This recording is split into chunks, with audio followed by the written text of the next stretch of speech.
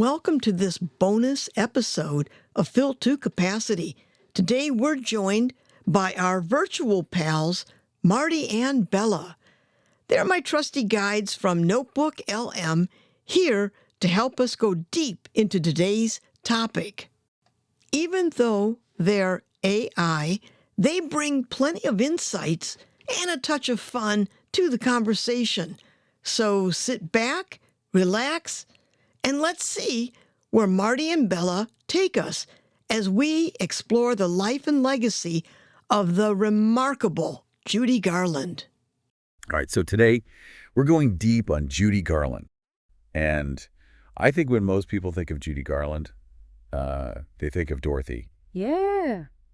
But her story goes way beyond, those ruby slippers. Oh, absolutely. And we're so lucky because to guide us today, we have incredible insights from not one, but two people who, so deeply connected to her legacy. John Kelsch, who founded the Judy Garland Museum, and Janie Heights, the current executive director. That's incredible. Yeah, so we're really getting, firsthand, information here. Yeah, like a direct line Yeah. to her legacy. Exactly. I love it. So let's start at the very beginning. Okay. Grand Rapids, Minnesota. Right. Not exactly the place you picture a Hollywood legend coming from. Right. Like small town. Yeah. But it really adds to her story. I know, it's like humble beginnings. Yeah, it wasn't all spotlights from day one. Right. And her family actually owned the local theater. Oh, cow. So the Gum Sisters. The Gum Sisters. That was the show in town. That's so cool. I know. So you can imagine Yeah. that energy, that buzz. Yeah. And then going from that to captivating the entire world. The whole world as Dorothy. Yeah. It's quite a journey. Speaking of captivating the world, did you know that the Judy Garland Museum is actually one of the first celebrity museums in the entire United States? I did not know. Back in 1975. That's how early it was founded. That's amazing. This woman, Jackie Dingman, she started it all, which is one room. Wow. Talk about dedication. I know. Just goes to show the impact that Judy Garland had. And get this, Margaret Hamilton, the Wicked Witch of the West, she visited the museum. That's so cool. I know, it's crazy. Wow. And outside the museum, they have this yellow brick road. Okay.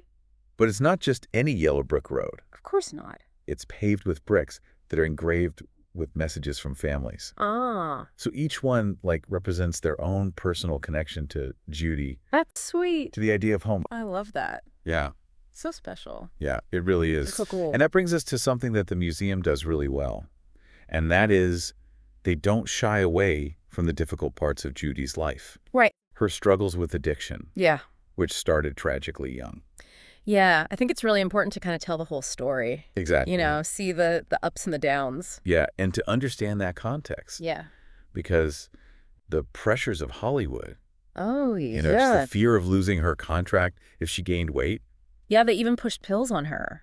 I know. To control her appetite and her energy. It's heartbreaking, especially when you think about the fact that it started when she was just a teenager. It's awful. Yeah. Her own mother even gave her uppers and downers Oh, my goodness. to keep up with these grueling Hollywood demands. Yeah, because it was a different time back then. Right. When they didn't really understand, the long-term consequences of any of that. Exactly. So, it's a real cautionary tale, too. It is. It makes you think about how these societal pressures, mixed with just this lack of knowledge about, the effects of these substances, Right.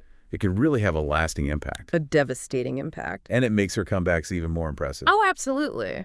Like that legendary Carnegie Hall performance, Yeah. which won 5 Grammys Wow.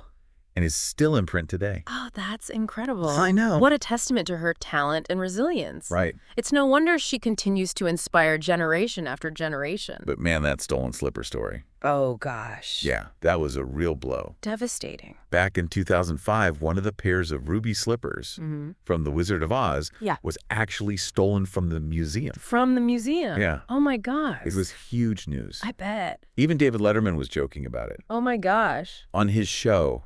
I mean, can you imagine having something like that stolen? Oh, and John Kelsch, Yeah. who was the director at the time, Right. said that he felt personally violated. Oh. And it really impacted their ability to borrow other artifacts. Of course. Because who's going to trust them Right. after that, Huge breach of trust. Yeah.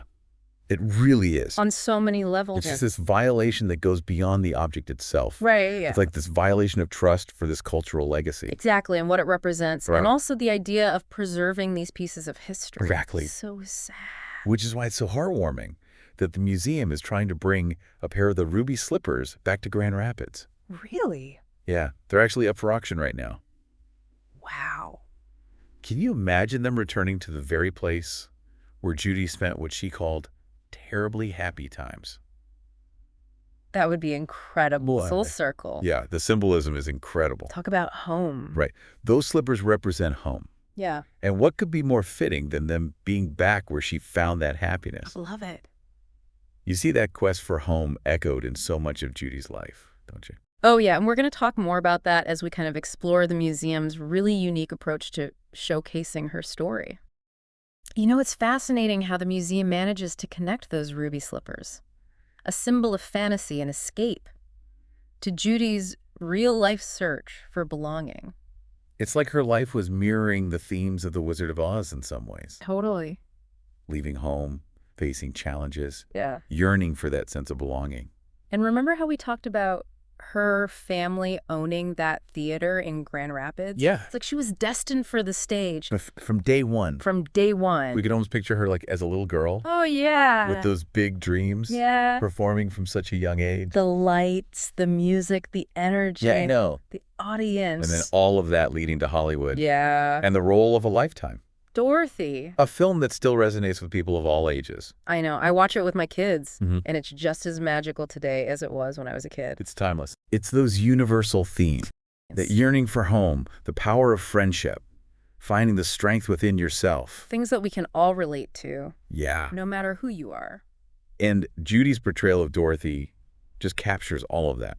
Perfect. She's vulnerable, she's brave, she's searching for something more. It's no wonder kids still connect with her after all these years. Yeah. Speaking of kids, we can't forget about the Children's Museum. Oh, yeah. That's right next door to the Judy Garland Museum. I love that. It's not just like an afterthought. It's actually a really carefully designed space Yeah. for learning and exploration through play. And they have exhibits dedicated to the arts, sciences, and humanities, Oh, wow. all encouraging kids to be curious and hands-on.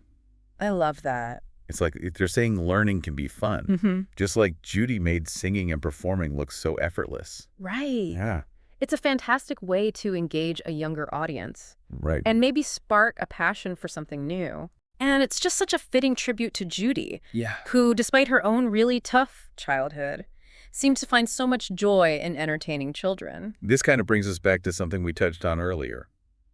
Judy's connection to marginalized communities, particularly the LGBTQ plus community. Yeah, her openness about her own struggles, her vulnerability on stage and screen, it really resonated with people who felt ostracized by society. It's like they saw themselves reflected in her quest for acceptance and belonging. Yeah, and it's even more meaningful, considering the time period Right. when speaking out wasn't as common as it is today. She refused to perform at segregated venues. Really? Yeah, even though it risked her career. Wow. Putting your values where your voice is. Yeah, and remember, this was during the height of the Hollywood studio system, Right. where defying the rules could have very serious consequences. It really adds another dimension to her legacy. Absolutely. She wasn't just an entertainer. Right. She was a symbol of hope and resilience. Yeah. For so many people. Speaking of resilience, one of the things that the museum does so well is showcase both the triumphs and the challenges of Judy's life.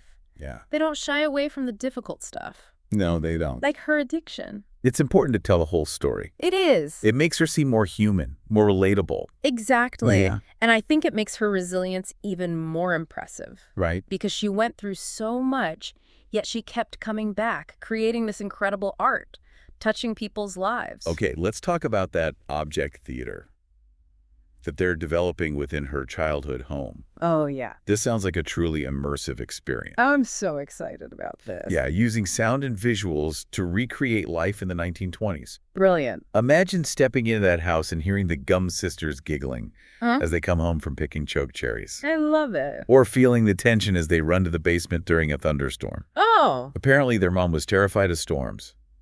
They even recreate the sound of the old furnace kicking on, so you get a real feel for what it was like back then. Those sensory details are so important. Right. They really transport you back in time and help you connect with the past. And to think it all started in that little town, in that family theater where Judy first took to the stage. It really emphasizes that her story is more than just Hollywood glamour. Right. It's rooted in the experiences of a real family. It's like those early years shaped her in a way. They planted the seeds for her talent, her charisma, her connection with the audience. And then those seeds grew into this incredible career that spanned decades and left an indelible mark on entertainment history. From Dorothy to those legendary performances in films like Meet Me in St. Louis and A Star is Born. Captivating audiences with her raw talent, that emotional depth she brought to every role. And her style. Yeah. That blend of classic elegance and youthful energy. Iconic. It became iconic. And of course, we can't forget the music. From Over the Rainbow to all those heartfelt ballads. Her voice just draws you in. Her son, Joe Luft, once said his favorite part of her museum is actually the Children's Museum. Really? Yeah. That's so sweet. It makes you wonder, what is it about Judy Garland that still speaks so powerfully to kids today? It's a great question. It's that vulnerability we talked about combined with her strength. Yeah, kids can sense that authenticity. Yeah. Even if they can't put it into words. And that innocence, too. Yeah. No matter what she went through, there was always a part of her that seemed to hold on to that childlike wonder. You know, speaking of wonder, there's a story from the museum that I found really touching. It involves Judy's love for children and her connection to those less fortunate than herself. She would frequently visit children's hospitals, often unannounced. This really touching story about her walking into a ward, and this little boy who was really sick just lit up when he saw her, and Judy being Judy. Sang a few songs, told some jokes, and that child's entire day was transformed. That's so Judy. It is. It really shows a side of her that you don't always hear about. Right. You know, in those glamorous Hollywood stories. It's a reminder that fame and talent don't always equal genuine compassion. Right. But in Judy's case, it seems like they went hand in hand. Yeah, and it ties into what we were discussing about the children's museums. Like, they created a space where that spirit of Judy's, that joy, that wonder, that connection with kids can live on. It's a beautiful way to honor her legacy. It is. Wouldn't you say? Yeah. And it kind of brings us back to that question that we keep coming back to. Yeah. What makes her resonate so deeply with people, even today? You know, I think it's really special how the museum presents both the light and shadow out of her life. They don't shy away from the tough stuff. No. The addiction, the pressures she faced. It would be easy to just focus on the glitz and the glamour. Right. But I think showing her struggles makes her even more relatable. Absolutely. Because it's like, yeah, she was incredibly talented and successful, but she's also human. Right. She went through things that a lot of people go through. And that's what makes her resilience so inspiring. Exactly. Despite everything she faced, she kept coming back. Stronger each time. Think about all those comebacks. Like that Carnegie Hall performance. Exactly. It speaks volumes about her character. Her passion. Yeah. Her sheer determination to overcome adversity. And to think she was only 39 when she recorded that concert. Imagine what she could have accomplished if... It makes you wonder, doesn't it? It does. But that's the thing about legacies. They continue to evolve even after someone is gone. And in Judy's case, her legacy is multifaceted. There's the entertainer, the icon, but also the advocate, the vulnerable human being who connected with people on such a deep level. I think that's what's so special about the Judy Garland Museum. They capture all of those facets. They tell the whole story. It's not just a museum. It's like a testament to the power of the human spirit, the beauty of imperfection, and the enduring legacy of a woman who dared to dream and dared to be herself. If you ever find yourself in Grand Rapids, Minnesota, you owe it to yourself to visit this place. It's a journey through the life of an extraordinary artist, but it's also a reflection on our own journeys, our own struggles, our own quest for belonging. Beautifully put. So as we wrap up this deep dive into Judy Garland's world, I'm left with one question for you, and for all our listeners out there. What part of her story resonates most with you? What piece of her legacy will you carry with you?